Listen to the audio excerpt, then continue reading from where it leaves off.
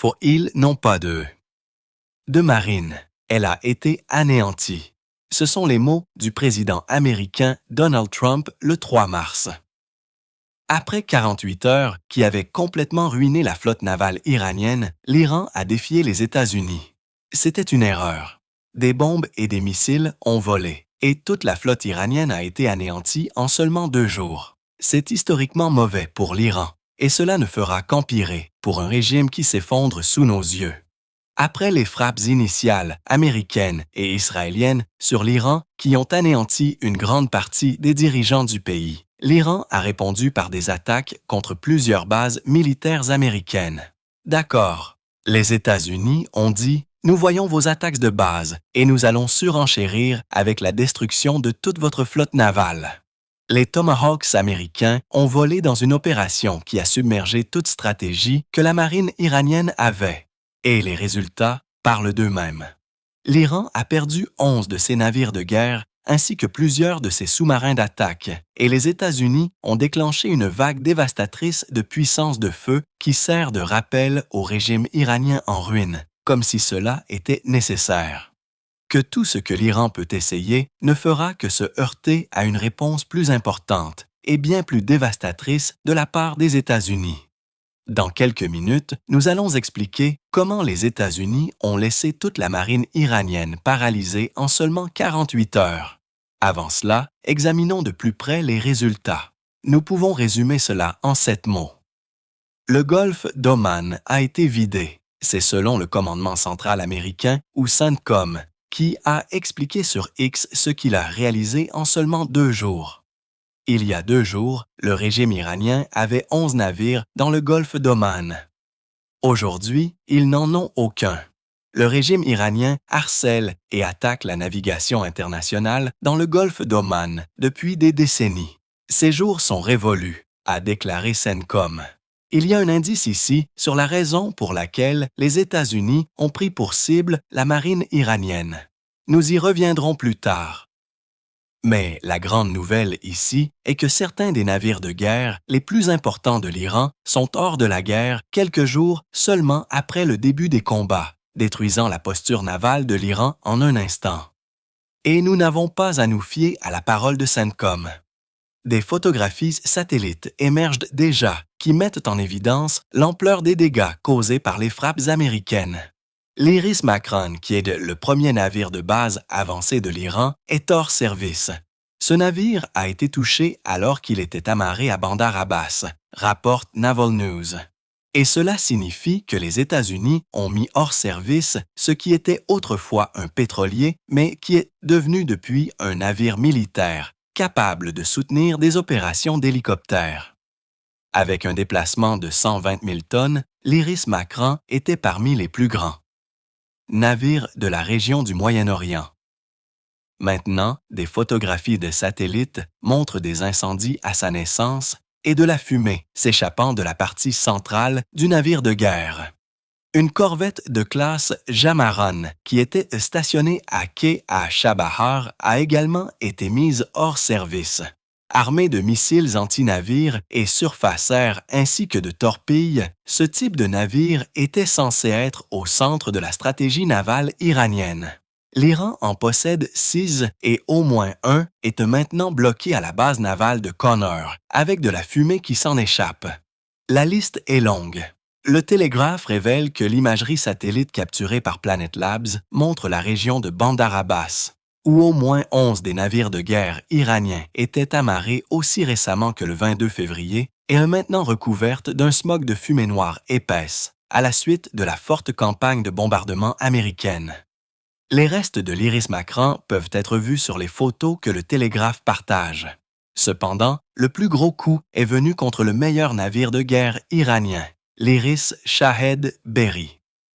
L'Iris Shahed Baghari, ce qui se rapproche le plus d'un porte-avions pour l'Iran, est le centre de la menace de drones mobiles de l'Iran. Désigné par W comme un navire-mère, le navire a été utilisé par l'Iran pour lancer des drones sur des bases américaines et des pays du Golfe dès le début de la campagne américaine contre l'Iran. Comme l'Irish Makran, l'Irish Shahed Beghi a commencé sa vie comme un navire commercial que l'Iran a converti en navire de guerre, ce qui nous donne peut-être une idée de la raison pour laquelle la marine iranienne n'est pas tout ce dont le régime du pays avait besoin. Ce que nous avons vu au cours des dernières 48 heures, c'est que les armes construites pour la guerre peuvent se faire lorsqu'elles ciblent des navires commerciaux convertis pour la guerre. Le UK Defense Journal ajoute que l'Irish Shahid Boughari a également été converti pour lancer et récupérer des hélicoptères, ce qui en fait une menace encore plus grande que son utilisation de drones ne le laisse entendre. Mais maintenant, il a disparu. Je suppose que vous pourriez dire que c'est le premier porte-avions à être coulé depuis la Seconde Guerre mondiale, dit Cappy Army, dit Riley dans sa couverture du Blitz américain des actifs navals de l'Iran. C'est peut-être un peu exagéré, du moins lorsqu'on compare l'Irish Shahid Berry à des porte-avions américains tels que l'USS Abraham Lincoln, qui a joué un rôle clé dans cette histoire, mais le navire de guerre était parmi les meilleurs de l'Iran. Et sa perte fera mal, car cela signifie que la stratégie du pays consistant à lancer des drones contre les bases et les navires américains vient de subir un coup massif. Déjà chancelant, le régime iranien se serait demandé comment cela pourrait empirer pendant les 48 heures de destruction que les États-Unis ont déclenchées. Cela pouvait empirer et cela a empiré. Le Télégraphe explique que, selon les informations, les forces américaines ont également presque entièrement détruit le quartier général de la flotte navale iranienne dans le port de Bandar Abbas, tandis qu'Ali Shamani, un amiral du corps d'élite des gardiens de la révolution iranienne, CGRI, a été tué lors d'une frappe aérienne israélienne. L'Iran a donc perdu toute sa flotte dans le golfe d'Oman. Son quartier général naval a été dévasté et l'un de ses meilleurs amiraux repose à 1,80 mètres sous terre. Ce n'est pas seulement mauvais pour l'Iran, c'est historiquement mauvais. Et il y aura des Iraniens d'un certain âge qui ressentiront un sentiment massif de déjà-vu en ce moment. L'Iran a déjà été ici, regardant impuissant alors que les États-Unis paralysaient toute la flotte du pays. Cela doit ressembler à l'opération Praying Mantis, mais avec une tournure majeure que nous expliquerons si vous restez avec nous. À la fin des années 1970 et dans les années 1980, l'Iran a pris l'habitude d'attaquer les États-Unis. En 1979, des révolutionnaires iraniens ont pris 52 Américains en otage, les retenant pendant 444 jours. Les États-Unis ont lancé la mission de sauvetage Desert One, qui a échoué de manière catastrophique et a fait 8 morts parmi les militaires américains. En 1983, un kamikaze iranien a tué 240 et un Marines et marins américains à Beyrouth. Et 4 ans plus tard, les États-Unis ont connu une nouvelle humiliation au Moyen-Orient lorsqu'un avion irakien a attaqué l'USS Stark, tuant 37 marins américains. Puis vint le 18 avril 1988.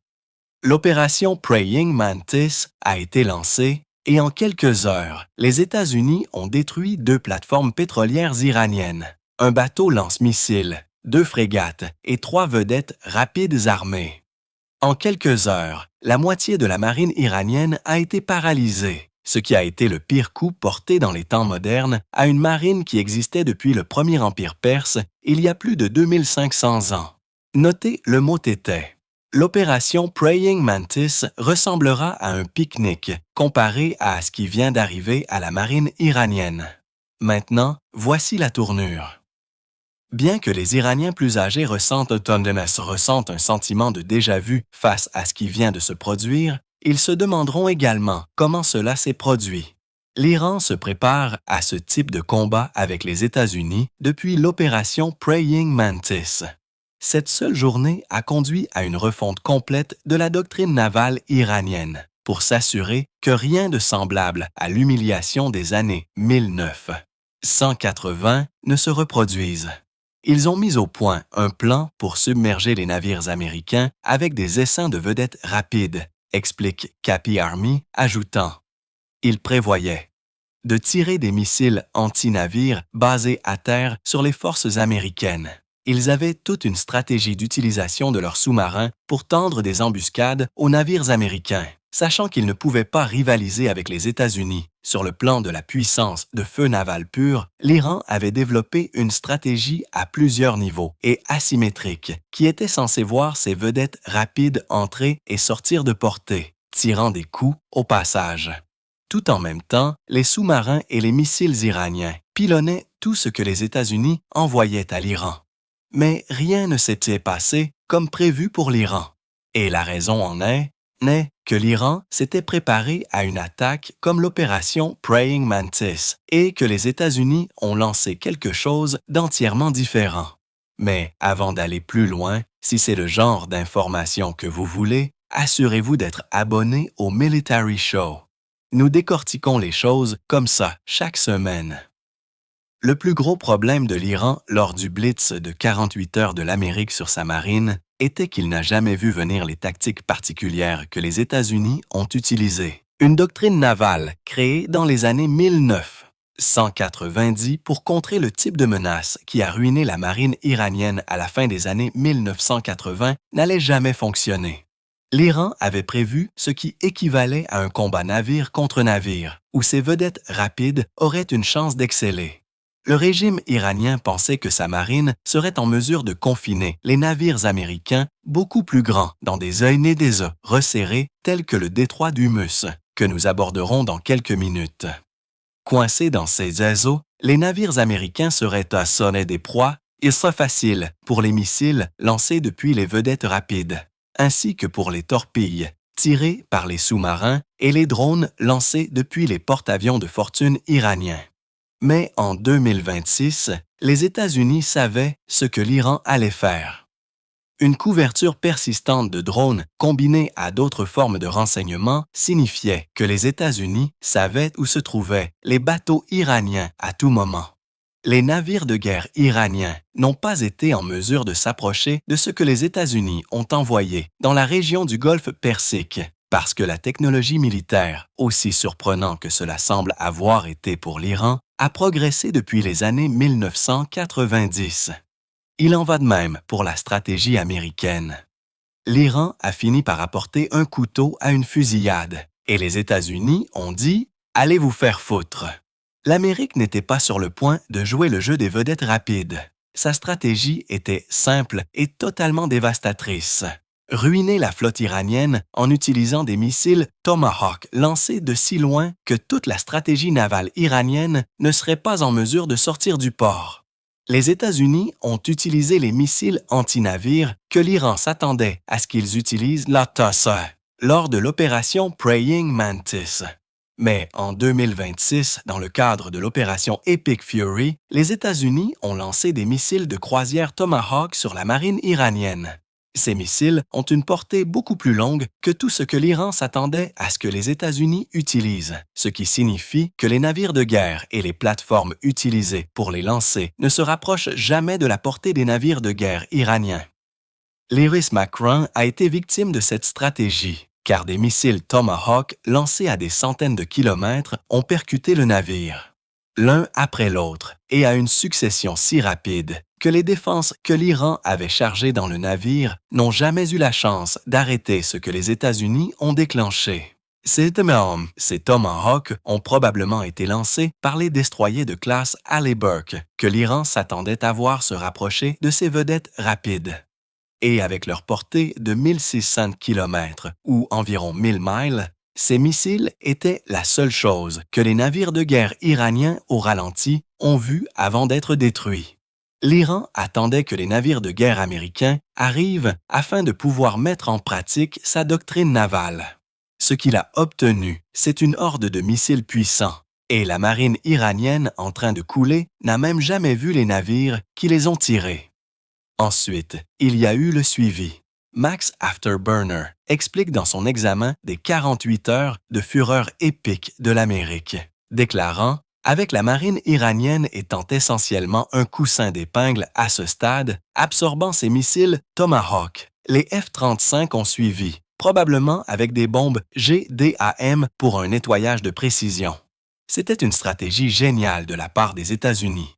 Elle a sapé les attentes de l'Iran en frappant les navires de guerre iraniens de loin. Et lorsque ces navires étaient déjà en désarroi, les États-Unis se sont rapprochés d'une manière à laquelle l'Iran ne s'attendait jamais.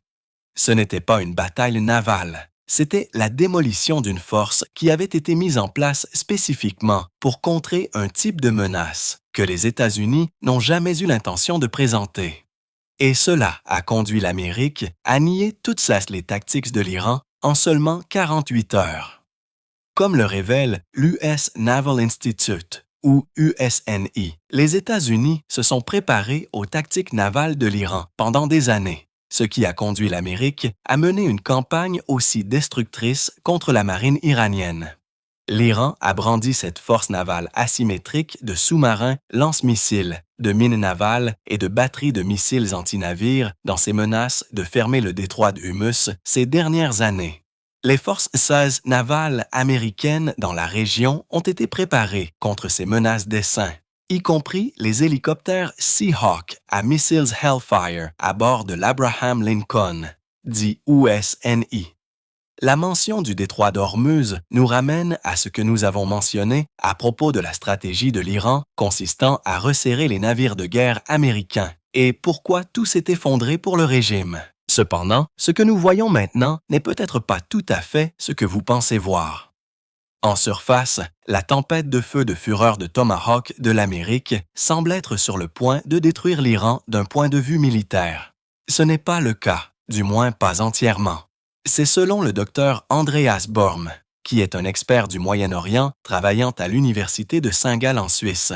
Borm dit au Télégraphe: « Si vous comparez leur marine à la grande et belle armada de Donald Trump, c'est plutôt comme un nain. » Il ajoute: « Elle a été très affaiblie par les sanctions. Son matériel est dépassé. Et quand vous regardez l'armée de l'air, par exemple, la plupart des avions datent de l'ère du SHA et sont construits aux États-Unis. C'est vraiment vieux. » En d'autres termes, l'Iran est loin d'être aussi fort qu'il le prétend, que ce soit sur le plan naval ou aérien.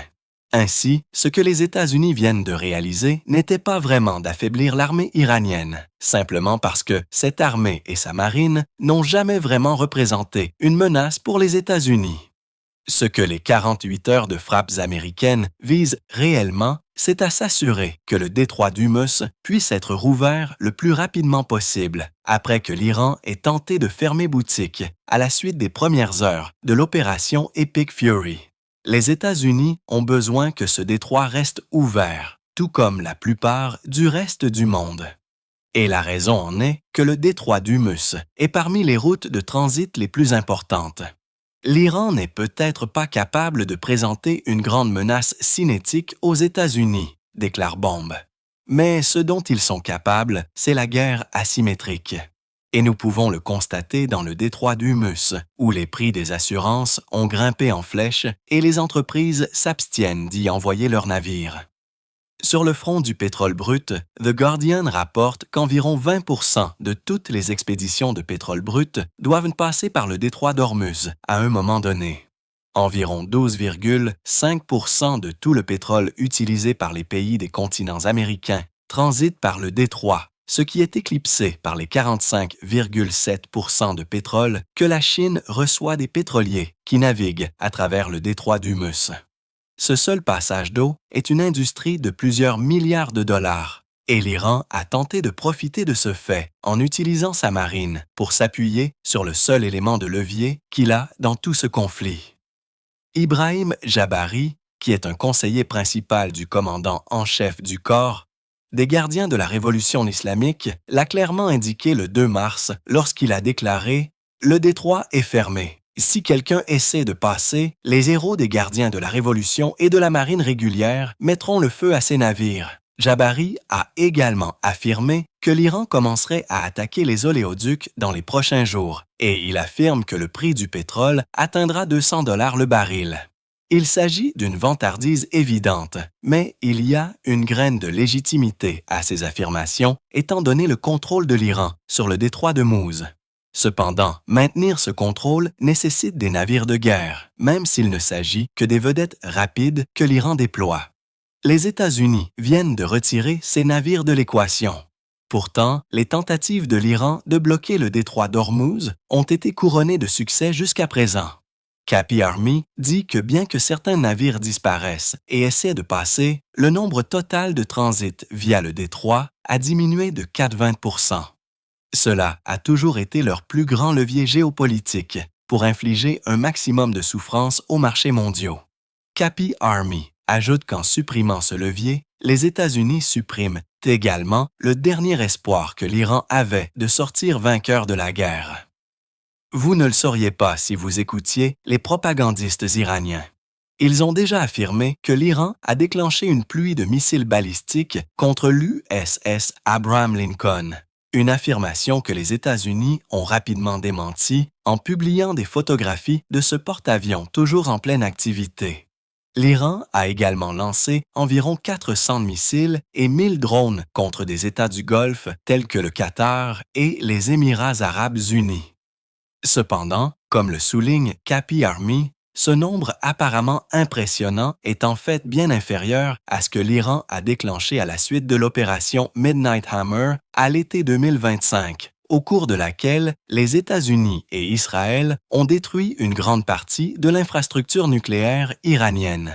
Tout commence à ressembler à ce que nous voyons en ce moment, c'est le dernier souffle d'un régime qui essaie de projeter sa puissance, alors que tout ce qu'il a construit s'effondre. La doctrine navale iranienne n'a pas fonctionné. Oubliez ça. La doctrine navale iranienne était tellement catastrophique qu'elle ne tenait pas compte de la possibilité que les États-Unis puissent utiliser autre chose que des missiles anti-navires pour attaquer la flotte iranienne. Dès que les États-Unis ont modifié un seul élément de la stratégie que l'Iran s'attendait à ce qu'ils utilisent, les navires de guerre iraniens ont été réduits en cendres. Et pour aggraver les choses pour l'Iran, les États-Unis ne font que commencer. C'est selon le secrétaire d'État américain Marco Rubio, qui a déclaré aux journalistes le 2 mars que ce à quoi l'Iran est confronté maintenant n'est rien comparé à ce qui s'en vient. Les coups les plus durs sont encore à venir de la part de l'armée américaine, a déclaré Rubio, ajoutant que les États-Unis ont fait ce qu'ils ont fait jusqu'à présent pour détruire la menace imminente que représentait l'Iran. Maintenant, nous voyons des fronts s'ouvrir dans tout le Moyen-Orient alors que les mandataires de l'Iran, tels que les Houthis, passent à l'attaque. Mais pour le régime iranien, le mal est déjà fait à une marine qui devait se battre beaucoup plus qu'elle ne l'a fait. L'Iran pensait savoir ce qui allait venir des États-Unis. En seulement 48 heures, les États-Unis ont brisé la doctrine navale de l'Iran et ils sont bien partis pour supprimer un élément de levier que l'Iran a dans ce combat. Et au plus profond du cœur de Moscou, il y a un homme qui surveillera tout ce qui se passe avec des niveaux de détresse croissants. Le président russe Vladimir Poutine sait que l'effondrement du régime iranien annonce de mauvaises choses pour la Russie. Et pour savoir pourquoi, consultez notre vidéo où nous plongeons dans ce qui a déclenché le combat entre les États-Unis et l'Iran et ce que cela signifie pour la Russie. Et si vous avez apprécié cette vidéo, assurez-vous de vous abonner au Military Show pour ne jamais rien manquer de ce que nous publions.